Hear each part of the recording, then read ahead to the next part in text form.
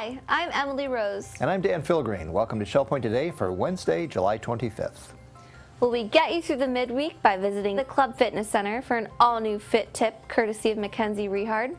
You're gonna step back on the balls of your foot. Make sure your body is diagonal line. Keep the core tight, back straight. You're gonna lower yourself down just to 90 degrees.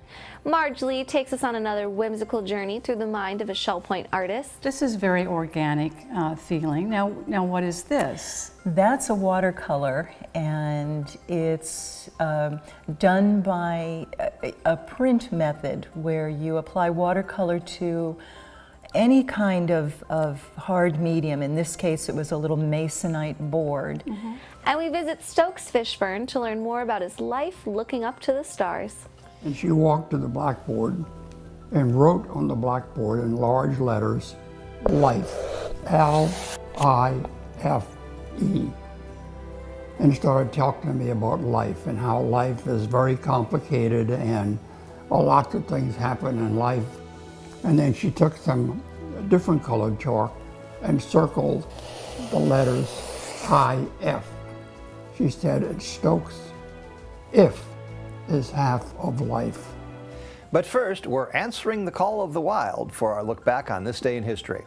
It was July 25th, 1897, when a then unknown Jack London began his journey to the Klondike to begin the adventure that would inspire his career. Growing up in San Francisco, London always struggled both in school and in finding a job. At 21 years old, London bailed on college for the chance to cash in during the Northern Canadian Gold Rush. While in the cold and treacherous wild, London began writing about his adventures. Following several short stories and essays, it was 3 years into his journey when he would publish The Call of the Wild, earning him worldwide recognition. For the next 17 years, London would pen 50 fiction and nonfiction books and go on to inspire hundreds of other adventure seekers, all looking to follow in his footsteps. As Jack found out, the wild can surprise you at a moment's notice, and that's why it's always good to be prepared. Tomorrow, make sure you head to the village church between 9 and noon and secure a hurricane bag. These bags will feature a tag with your name printed on them and will be the bags you'll bring with you to the Shell Point Hurricane Shelter should any storm impact Southwest Florida. You can also obtain another copy of the 2018 Hurricane Guide, which is loaded with useful information to keep you up to date with all the safety measures you need to take during hurricane season. Every resident is encouraged to attend tomorrow's drop-off, but if you can't make it, you can get your bag at the reception desk of the Island Commons during their normal business hours. Also happening tomorrow is the Academy on the Go trip to the Ringling Museum in Sarasota. If you signed up, remember that court pickups begin at 7:30 on the island. If this will be your first time to the museum, you are in for a treat.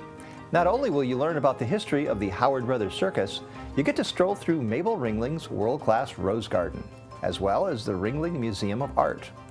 We hope everyone enjoys the trip, and we can't wait to see some pictures from the excursion. Perhaps the trip to the Ringling Museum will inspire some of Shell Point's own artists in their future creations. If so, you know former curator Marge Lee will be close behind to see the new manifestations. We recently followed her into another Shell Point home for this episode of Art Chat.